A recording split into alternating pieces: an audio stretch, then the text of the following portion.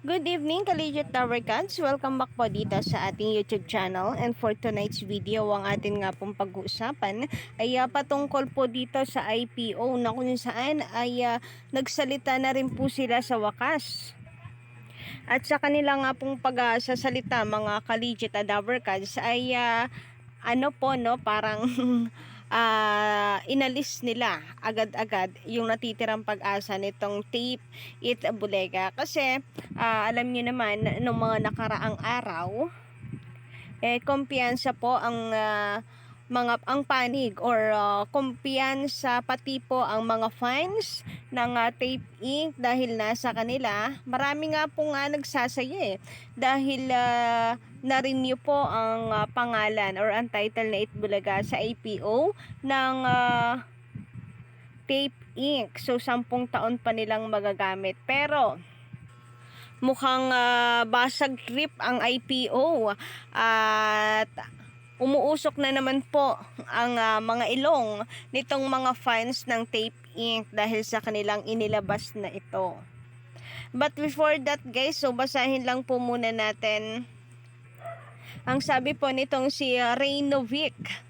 Ayan, ang haba po ng pangalan, no? Hindi natin maintindihan. But anyway, ang sabi niya dito, ngayon nga may bagong kilalang isda. So, kumbaga pa, alam ko, dati pa po kayong subscriber dati pa kayong nandirito at sumusuporta sa TVJ. Pero mukhang ang comment niyo this time ay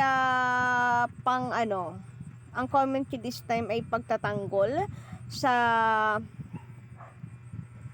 issue ng kabila. Anyway, wala naman pong masama doon. O pwede nyo po silang depensahan, basta huwag nyo lamang po idadamay ang TVJ. Karamihan kasi dito sa mga attackers na to ay dinadamay nila ang TVJ, kaya sumasagot po tuloy ang mga legit Dabricals defender. So sabi niya dito ngayon nga may bagong kilalang isda, ang pangalan Tampalpuke. O bakit hindi kumibo doon ang MTRCB Aber?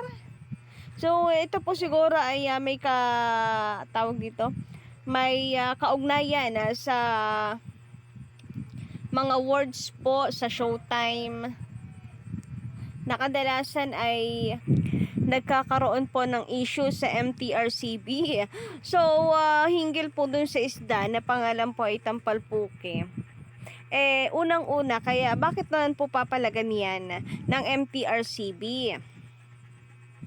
Ang MTRCB naman po ay sa television lamang yan. Plus, ang salita pong Tampalpuke ng isda ay natural name naman po yon. Anong gagawin po natin? Yun po yung pangalan ng isda. And lastly, Sir Reynovic, no? Ang salita pong yan or ang pangalan ng isda na yan ay hindi po bago lang. Kagaya nung sinasabi nyo, ngayon nga may bagong kilalang isda, ang pangalan Tampalpuke. Hindi po bago yan. Naku po, elementary pa lamang po ata ako. Yan na po ang pangalan ng isdang yan. Baka po bago lang sa inyong pandinig. Pero hindi po yan na bagong isda or bagong pangalan na isda or bagong tawag, bagong kilala.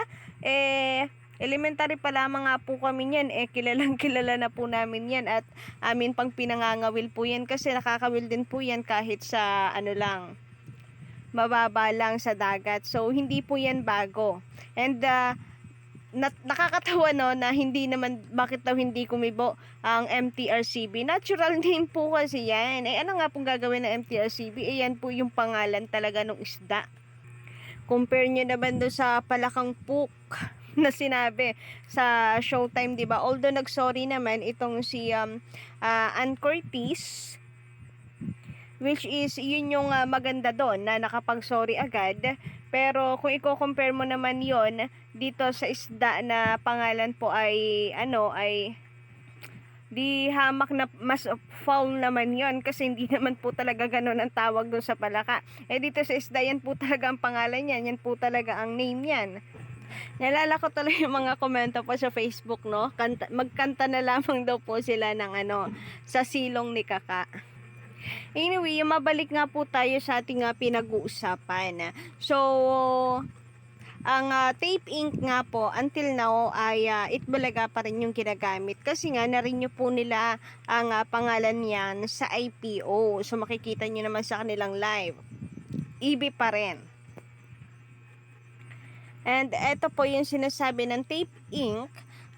Attorney ng Tape Inc. na sakalang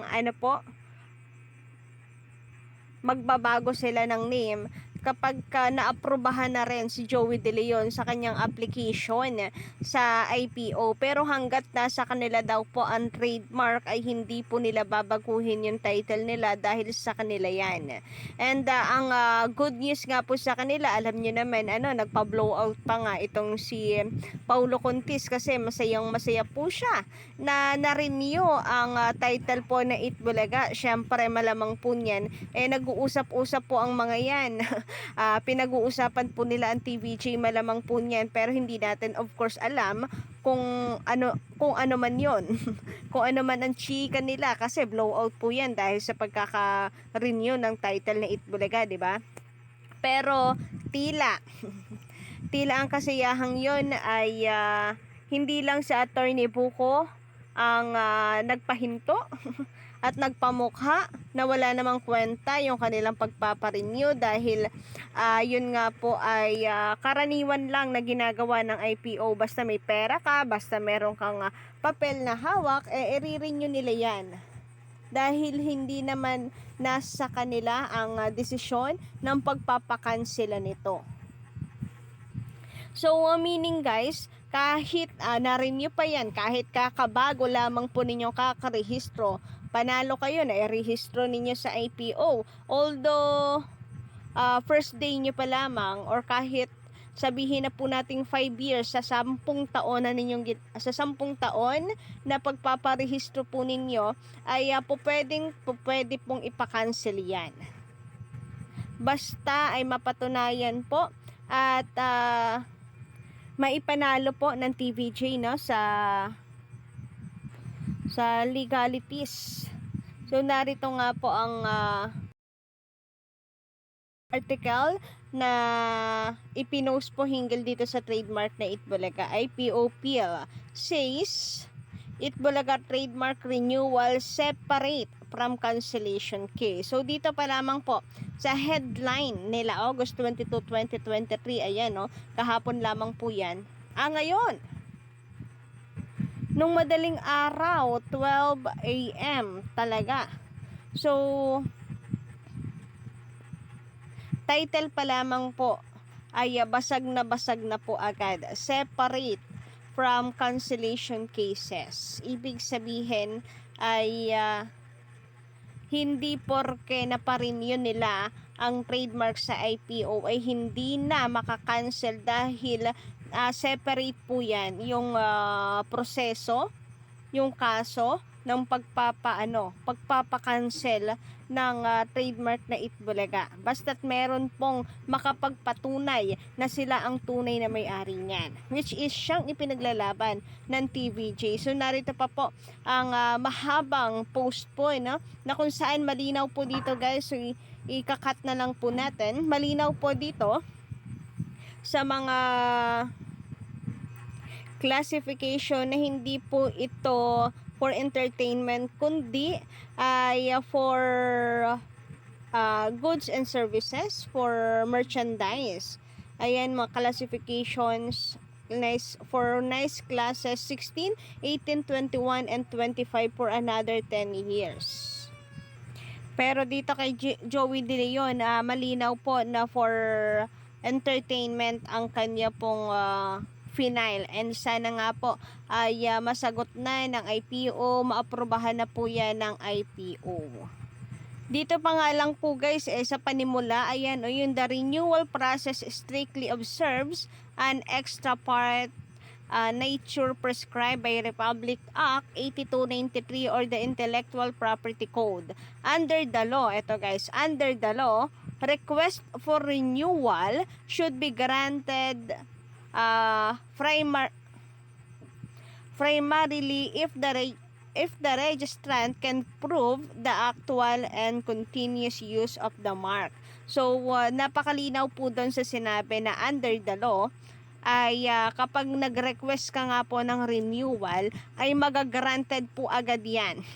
Basta yung nagpapa-register, which is the Tape Inc., ano daw, can prove, ibig sabihin ay mapatunayan po nila ang actual at patuloy na paggamit ng trademark na yon, which is Itbulaga. And since patuloy nilang ginagamit ang Itbulaga, ibig sabihin ay buhay na buhay pa yung trademark ginagamit, po pwede nilang i-renew yan. So, yung cancellation ay pinaprocess pa, no, sa yun yung inaano ngayon ng TVJ. And kapag po talaga ay meron na pong ang korte na kung saan ay nako tape, tumigil na kayo sa paggamit niyan dahil nalaman at napatunayan na si Joey De Leon lamang ang may karapatan, saka lamang po ang Intellectual Property Office in the Philippines or yung IPO ipapahinto ang paggamit sa kanila or ipapaano po ang registration ng Tape Inc. sa titulong Itbulaga. And yun po ang atin pong ang atin pong inaasahan, ang atin pong prayers. So dahil dito guys, sa na yan, balita pong yan, nako, hindi lang po si Attorney Buko ang nagpamukha na wala naman pong kwenta yung kanila pong ipinag-celebrate na kung saan ay nagpa-blow out pa si Paulo Contis.